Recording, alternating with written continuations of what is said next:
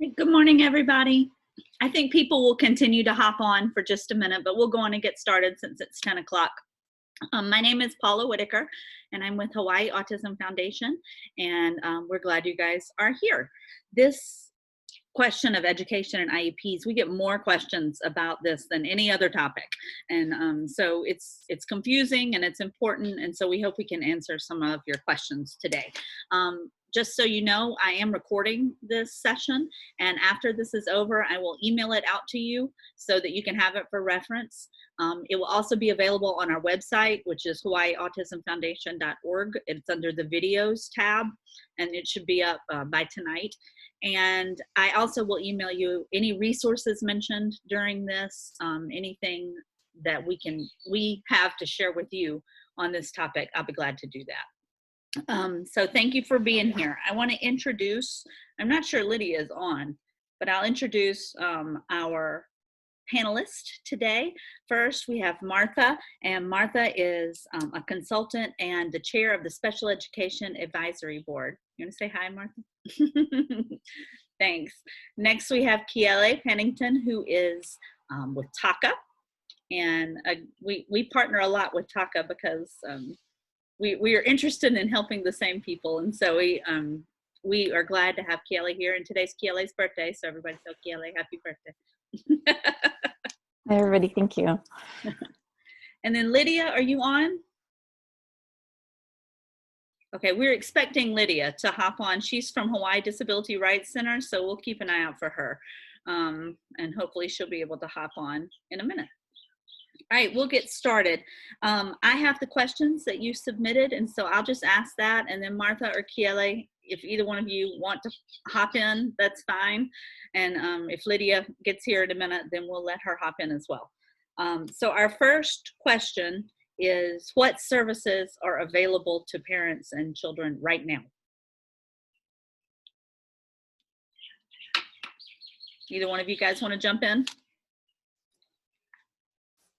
Yeah, I can. So early on, there was a memo put out by the Department of Education on March 27th, and it listed all the support and related service personnel who would be available and what those services look like.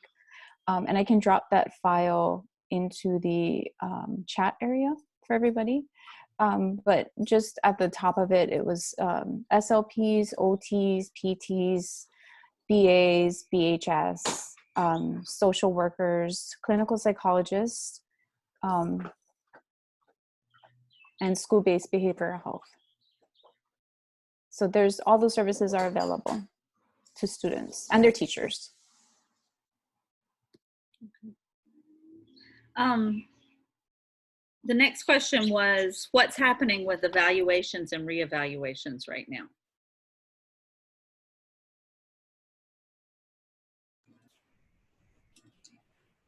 Well, it's really up to the team, the IEP team, but if the student needs an evaluation or re-eval, they are being done virtually. And, mostly they can be done that way, but if there is a certain service that needs to be eval, then they'll have to work it out, is all I can say, because it's really according to each student. Do you know if they are extending deadlines, like are they waiving the 60 days or the waiting period for certain evaluations, if it's impossible to do it virtually? I think that's a decision by the IEP team. So I think that's kind of the answer to every question that comes up with regard to how we're dealing with situations with COVID and the individual IEPs, is if the child's able to complete that virtually, like Martha mentioned, that the evals could continue and that would work. And I think that's a discussion with the IEP team. Can the child be evaluated that way, and will it produce results that are supportive of developing an IEP? So if that's true for a child, then they would continue within the evaluation timeline. And if not, by this team discussion, then like for me, for my child, we couldn't do it virtually. And so we would talk about how that, or my request as a parent would be, how are we going to complete the evaluations going forward? Yeah, and I have not seen a directive that says, you know, we're waiving that 60-day or anything. I think that would be more of a discussion and agreement by the team. Right. Susan, I see your comment here. Do you want to chime in? Oh, hold on, you're muted. There you go. Sorry. I was just going to comment. I think, does Leslie Benoff come in on this group too? She's a school psychologist, and she is saying that ethically they cannot provide counseling to students without being licensed in the state. They don't have licensure here. So she's trying to advocate that there be a movement to license school psychologists. So in the meantime, we just heard that the healthy, Hawaii Keiki Healthy and Ready to Learn nurses from the University of Hawaii School of Nursing, they're utilizing them for counseling. And there was one in each complex prior to everything going to pot. So they don't have a huge capacity, but they are another link in the support chain. Thank you. As long as we're talking about IEP, since that sort of seems to be what it's all hinging on, is a personal IEP. Kayla, do you want to share the link to the person who is teaching how to do virtual IEPs? Oh, so Taka had a Facebook Live with Catherine Whitaker, and she's provided guidance on how to do virtual IEPs, which, yeah, I'll definitely drop that into the chat here. So it's sitting on the Taka Facebook page with all the rest of the lives that were recorded during COVID. I'll find it and I'll drop it into the chat. Great. And there's also a great infographic on the SPIN website to give you some, you know, a brief overview of what to look for and how to prepare. Great. All of those I can include in our follow-up email so that you guys will have access to them. So that's great. Thank you. All right. Our next question is, someone wanted to know if there was a list of resources available, just a list from somewhere from DOE. Do you guys know of anything like that? What kind of resources? They just Did it asked say? this, yeah. I mean, I think for parents, the best thing would be to hold an IEP and ask for support for your child, because you can pick up the packets at school, and the team can together decide if there's more resources or technology that can be given. And sometimes, like for us, it looked a little bit different than what she was working on within her IEP. As a team, we decided to do other things that I needed support with. And so those resources were provided. So I think it does take a little, if parents can think about the things that they need help with in the home, which may look a little different than the IEP, or it may be in line with the IEP, then have that discussion with your team and ask your team what your child can do at home to be supportive of the team. And I think there's a big piece of mental health for the child too, to maintain that kind of support and develop I don't like calling it home programming or homeschooling, because I don't feel, we've been calling it quarantine programming lately, because it's just so different than what we would ever do in any circumstance. So I think everybody has to think about it that way, and how to support the child right now at whatever level they're functioning.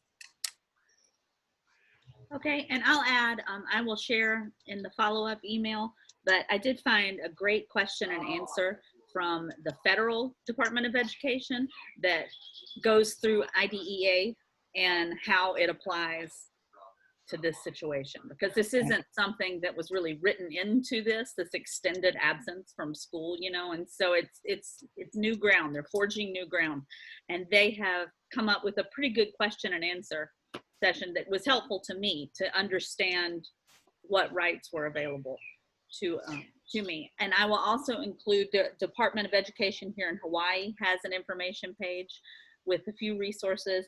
And then Autism Speaks has a great resource page that has resources for families and also for adults with disabilities. So I'll include all of that to help. And Amanda and I would like you to know that SPIN has a COVID-19 page too. All right, we can add that. So those memos you're talking about, Paula, from OSEP and OSERS, they're on DOE's webpage and they're also on our webpage.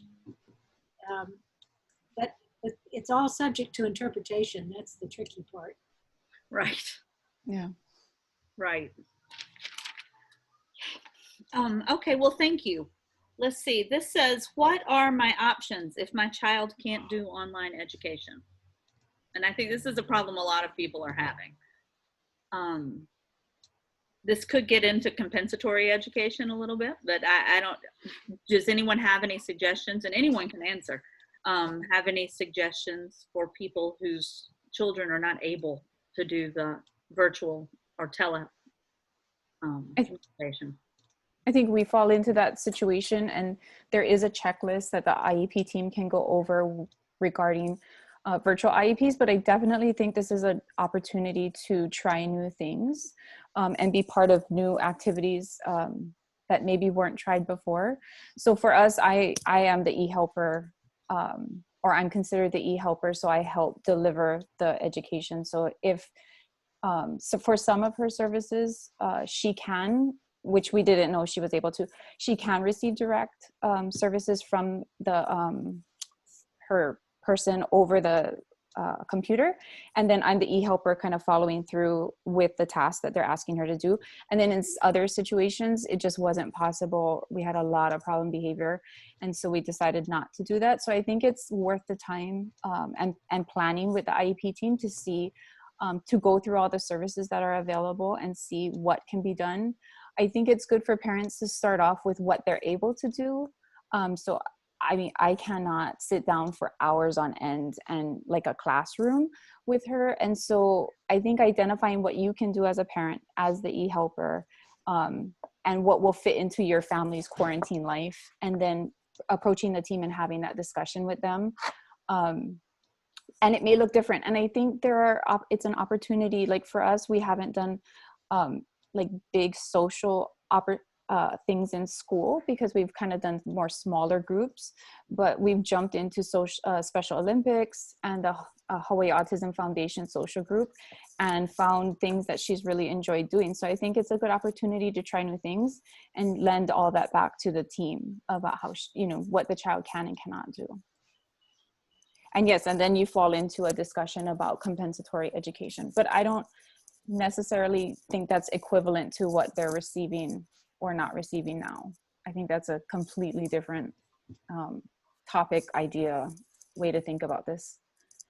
And compensatory education has to be determined by the IEP team, of course. And then there is that lawsuit that was just filed by Keith Peck and his agency, Legal Action, I think it's called.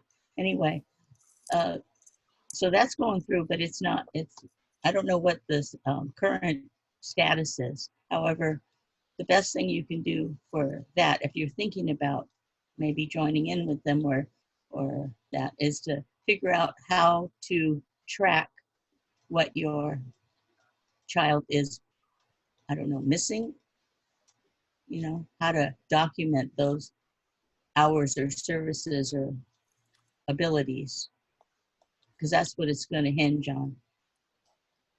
That is a good segue into another question, which is, how are people calculating IEP minutes right now?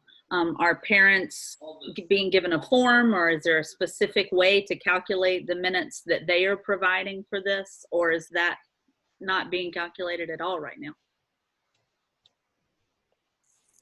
There's no form that I know of.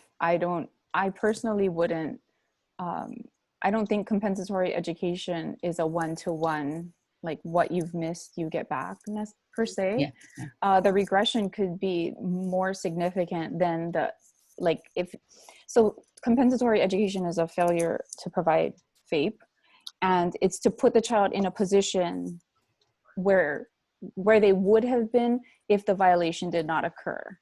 So just because you give back an equivalent number of minutes doesn't mean you're going to put the child back in place. And it could be because the child doesn't need that many minutes, or because the child needs more minutes. So that all has to be determined for the individual child and what the service looks like. For example, if you had 2 hours of speech a week and now you've accumulated 2 hours a week through this entire quarantine till whenever it ends, how would you shove in all that speech going forward if you were on a one-to-one? And so that's the decisions the team, and maybe they do, maybe they give back all that time over an extended period of time, but that's the kind of decisions a team needs to make, and the harm or value the child will get from it. Because just adding in another hour of speech may not be valuable to the child. So the team has to decide what is valuable and how to help remedy the situation.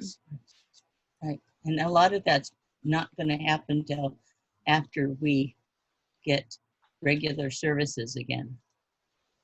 Not the I do virtual think stuff. there's a value to having those discussions now with the team. Oh, yeah. So that the team, in my opinion, I think the team should be monitoring the children while they're in this quarantine, and not just wait till the end of this to say, okay, now we're going to figure out what happened and what went wrong.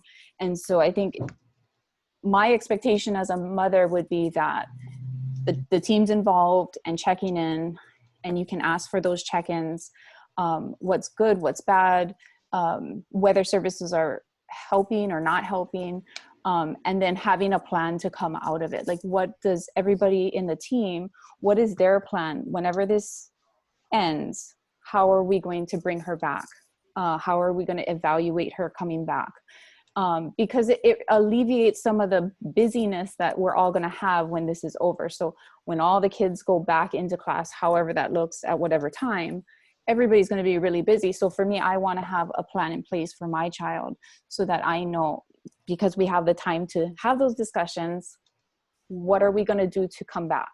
And to me, that means evaluation and reassessment, to identify what the regression has looked like in our situation. Yeah, I didn't mean to say that you shouldn't try to get services now. That's not my point. My point is it probably won't happen until we get more regular services. Yeah, I just wanted to share that Amanda also had a really great example of what she's doing to track that, what she's writing. She's writing things down. And can you share that, Amanda? Because the question was that how do you track it? Well, we keep a log, a daily log of what he's doing, what he's not doing, if he's struggling with something, kind of the extra work that I have to do in order to get him up to speed on the work that he's doing. LDAH has some really great worksheets on their website to also track, so you can put like a goal, IEP goal, whatever that goal or objective is, and then track what's happening or not happening. Is a really great worksheet for families to use so that you can have those discussions when you go back to the IEP team to talk about regression or compensatory services, or just how it was, or even as a tool to make the IEP more robust. But I don't think this is a new topic. I don't think discussion of regression is brand new to IEP teams. This should have been discussed already. It should have been part of the ESY plans. There's many opportunities through a typical school year to have had these discussions. And so, like in our situation where we know she regresses very quickly with like a short time away from school, up front, we discussed the fact that we were very clear she was going to regress. So families should feel comfortable having that discussion now. And that was kind of my point, was just to feel comfortable having that IEP team discussion and scheduling it, asking for it, and doing a virtual IEP now to start, reflecting back on what we know. And then, like Amanda said, taking data on what it is. And I think families, it's okay to be realistic about what you can and can't take data on. Like, you're not a teacher, you're not a special education teacher. And so ask the team for help on what they need to see from you. That will help them know. And I think if you are receiving virtual services and they do get that check-in with the child, they will be taking their own data as well. And so they can see how the child's performing over time. And I think that's a really good way to keep tied in with your providers. Great suggestions. Thank you all. We have a few questions that I'm not sure anybody has an answer to, but I'll throw them out there. I know some schools, like colleges, have been announcing that they will start, in class school at school services in the fall. My niece just got, she'll be a freshman in college, and she just got an email saying they will start in August, at school. And do we know if any decisions have been made about summer school or next school year? I know it may look different once we go back, but does anyone know if any decisions have been made about a return date? Everything that I've heard, all the directives from the superintendent are that summer school for here will be virtual. And that's all they're offering at this point. Okay. However, they are hoping, it's just a hope right now, that they'll be back in the fall. I think it's confusing because the schools were tasked with completing the ESY paperwork. So parents are being asked about or may have gotten the ESY paperwork, but there's been no guidance yet as to what that will look like, how things will roll out coming as of June. So again, I think that's why it's valuable to ask for and schedule the virtual IEP meetings. Okay, thanks.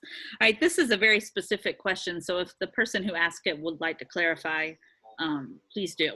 But the question was about her child's IEP. She says her school is really pushing some things in the IEP, like ABA therapy, that she says she has tried with her child in the past and it's not successful. And she's having a trouble getting the IEP team all on the same page. Does anyone have a suggestion? Or if you're the person who made that, asked that question, would you like to clarify?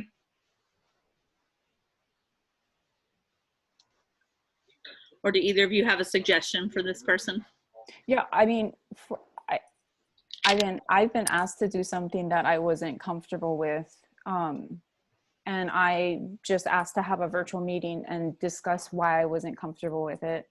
And I felt that was a better way to do it than we were communicating in writing, and I was asked to do something that I was not comfortable with. So for me, that was doing recordings in home of her, of me working with her, and I just wasn't comfortable with it. And I shared that with the team and why.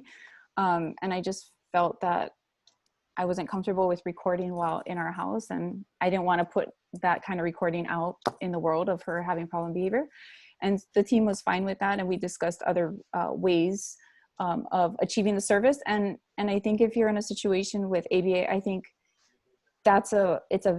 you could consider parent ed with ABA. It doesn't have to be direct to the child over the screen kind of thing, but it might be a good opportunity if you're willing to do the parent ed with the team, or discuss what parent ed could look like, what that support could look like, and if you feel comfortable continuing with that, where it's just you and the BCBA, and if not, then having a conversation virtually over a meeting with the team and just sharing your concerns. I think that would be the way I would think would be best to handle that situation. But I think you need to feel comfortable saying no to things and not feeling bad about it. But also, the more information you can share with the team about that, it helps them to then turn around and help you. I think too, I found when I was teaching that schools sometimes get into a rut where they say, well, this is what is available to you. And that's not what an IEP is. It's not individualized education within the boundaries of what they've got at that school or what they have in that district. It's what the child needs. And so that is a difficult conversation to have with administrators, and particularly sometimes, who say, well, I don't have the budget to do this. I don't have, the funds to do this. I don't have the manpower to do this. Then, I found that the parents who got the most accomplished were the ones who said, well, let's brainstorm a way to make that happen, because without being argumentative, because then people put their shields up, right? But say, let's brainstorm together a way that we can make that happen, because this is something he needs. This is something he's entitled to. And I'd like to help you make this work for him. And usually people could get it done. So I don't know if that's your situation, the person who asked, if they're saying they can offer ABA because they don't have some other service that you think might be a better replacement for ABA. I know there are people in the opposite situation who want ABA, and the school says it's not available, that they can't do that in the school. And so I think it's just all about talking and communication, and trying to, I always say, just try, if you can approach it with kindness, it makes such a difference. And I have a child with a disability, and also I taught special education. So I've been on both sides of that table, and it really makes a difference when parents don't come at the teachers already puffed up, are already in battle mode, because the teachers, I think in general, really do want what's best for the kids, and their hands are often tied very much too, with the administrative and the funding and all of the other things. And sometimes they just don't know better, and we've got to help them. I think in this situation too, it's good to find that person that on the team who you're comfortable having conversations with, who you trust. And especially when you go into a virtual IEP, it's so different. If that person will either private chat you or text to be able to, that you can check in, like, whoa, this is getting away from me. I need a moment, where you feel comfortable having kind of a sidebar conversation with, and sharing, like Paula was saying, your brainstorming or ideas that you wanted to work. I think for us, we've worked on many things that we really we weren't typically working on, because now I'm living with her and it's a different situation. But I think that's why I love TACA so much, and talking with other moms with the virtual IEP coffee talks, is I've had a lot of ideas on doing things differently or testing things out that I've been able to ask the team about, and then they've been able to come back with their own ideas. Working memory was something I saw in a TACA webinar or Facebook Live. And so I asked about it at our coffee talk, and Paula gave a lot of examples. And then I was able to go back and talk with my service providers and the IEP team about, can we add these in? How can we do this? And so talk with other mothers that have done it or have ideas. And I think that's very helpful going forward. And I know in my experience, there was a misunderstanding of what those services were. And so if you talk to your team about that, it could be clarified, and then they would understand where you're coming from better too. That's the best thing I can suggest. And Susan had a quote on the side, if anybody saw it, from Pete Wright, saying that you can think of the IEP team, your relationship as a marriage without the possibility of divorce. So you may as well work on it. Right? I mean, you've got to be some sort of team unless you're willing to pull out. So that's a good way to think of it. All right, the next question is from a parent whose job is about to restart, and their children obviously are still at home. So their question is, does anyone know what options are available to them? Can they take family leave?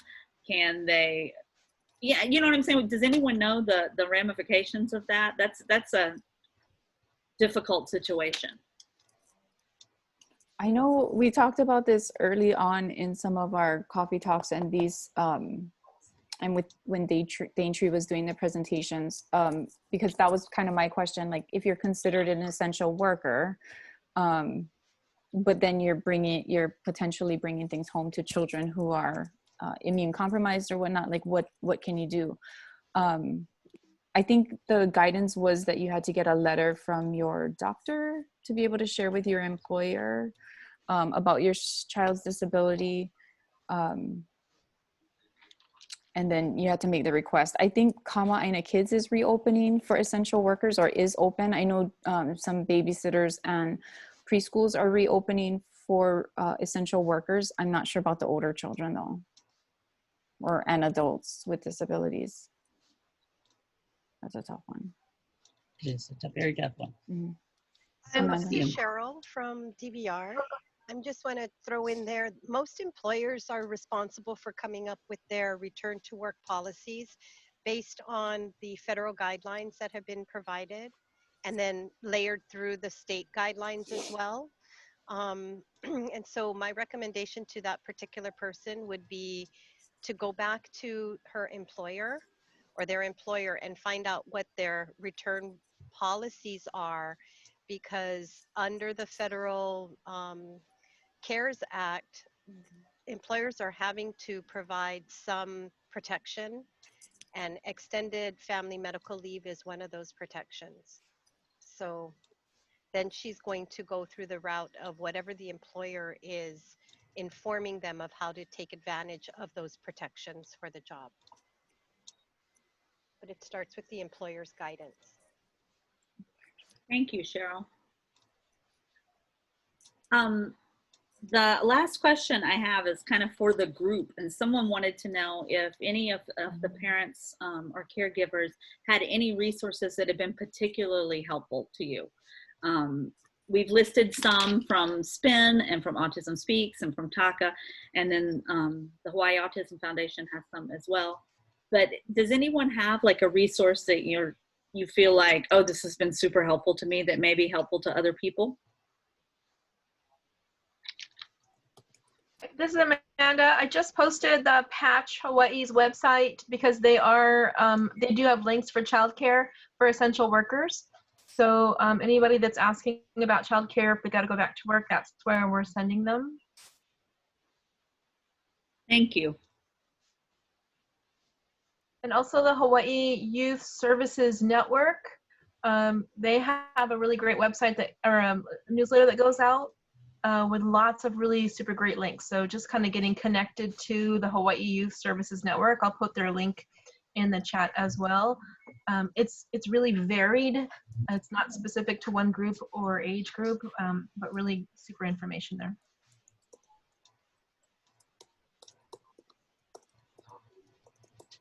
Yeah, I don't have any suggestions, unfortunately. We've just been home and not had to look for anything else, but everybody's mentioned the ones I've heard about already. Kayla, what is this link that you have in the chat? So if you go to the Autism Community in Action Facebook page and look for all the lives, they're all there and available, including the IEP. There's an OT at home. We're doing social skills. There's been a bunch adaptive PE. There's been a bunch of different opportunities for families to participate in that, but all of it has been geared toward being at home. The OT one was interesting because she was using everything in the home. It didn't require equipment. And then the how to handle a virtual IEP in the COVID situation was very helpful. I think Catherine's input was very helpful in changing the way we're used to doing IEPs. I know for myself, I was upfront with the team. We usually have very long meetings, and I just let them know like I could only do 30 minutes at a time. And if we could have an agenda and everybody was ready to present, and I kind of sent my the concerns and talking points ahead of time, and so we've been pretty efficient with it. And then I asked for the person who was going to kind of be the follow-up if I had questions or forgot something during the meeting, and who was going to ensure that things got pushed through. I asked who that person was in the team for the team to identify that. So things like that have been really helpful with the virtual IEPs. I I think it's different because like we're seeing here, it's a whole gallery of people. Some people are muted because again, they're home with their children. So taking the time to ask who's online and who's participating, and being understanding that they're kind of in the same situation you are is helpful as well. Asking if the virtual IEP meeting will be recorded or not. And that if it is recorded, that you have a copy of it, because it's the host who has to set the recording. So that's been helpful as well. And then all of our follow-up has been, there's been a recap after each virtual IEP meeting that has been a write-up that would, you know, stay in her record. And so that's been sent out to the team, and everybody's been given the opportunity to give input to the written follow-up after the meeting. So that's also been helpful. There's not really a template to it. Our care coordinator, you know, he developed it and did it, and it's been great. It's been helpful as to capture the meetings. And then we also decided on how to do regular check-ins that was comfortable for the team. So we do regular check-ins with how she's doing and how her services are going, what they're working on. Again, so that we're capturing the information along the way. We do have to develop her IEP, or we were in the middle of developing her IEP. So that was kind of a question I put to the team, if they wanted to do it virtually, if they wanted to do it when we got back. And so we had that discussion of which would be better for everyone. And everybody got to give input of how to do that and what we would need to, in order to do it virtually, because it's very different than how we've done it in person. And again, setting the time limit. So we've had both types of meetings. We've had a full draft, or we will have a full drafting the actual IEP document, and then more of a kind of COVID check-in kind of meeting. So for me, that's been really helpful. I feel very connected and with the support, but the team understanding that in the meantime, she is regressing. So I think that's helpful. Together we have kind of a basic plan going into whenever this ends, this is how we're going to pick up. So I would encourage families to have that conversation with your IEP team. And if you're struggling, I would definitely check in and talk with other moms who are doing it and how they've communicated and approached that situation with their teams. Thank you. Well, that's all of our questions, and these are some great links. I've written them all down, so I'll include them in the follow-up email. So thank you guys for sharing those. And I do want to let you know that this Friday and every Friday, Hawaii Autism Foundation hosts a talk story socialization time. We've had several people that are here today join us for that, and it's a lot of fun. It's all ages, and they just talk or share as they are able. Kaylee's daughter shared something with science the other day, you know, I mean, it can be however they're able to do it. And sometimes we do art projects and we dance and we just talk story, and the kids really seem to enjoy it. It's a socialization, a place to socialize without any judgment, and it's a lot of fun. And Sarah Mann, who works for the foundation, she hosts that every Friday. And so those, you can register for that on our Facebook page. Oh, see, there's something, we made a fish like that a few weeks ago. You can register for it on our Facebook page. So I hope that you will join us for that. Also, next Monday at 10 o'clock, Kaylee? Yes, 10 o'clock. Next Monday at 10 o'clock, we are co-hosting with Taka a coffee talk. And that's a great parent support group. A lot of you have been in that before, but we encourage you to join that as well. And then the last thing, I'm going to put my email address in the chat. If you have an idea or a suggestion of something that we can do, one of these sessions, like a topic that will be helpful to you.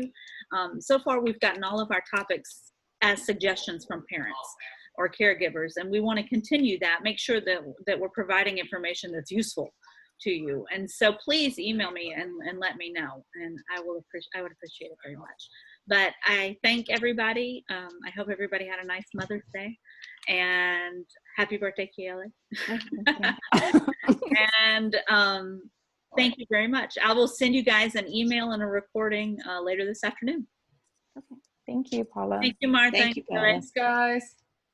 Happy birthday, Keely.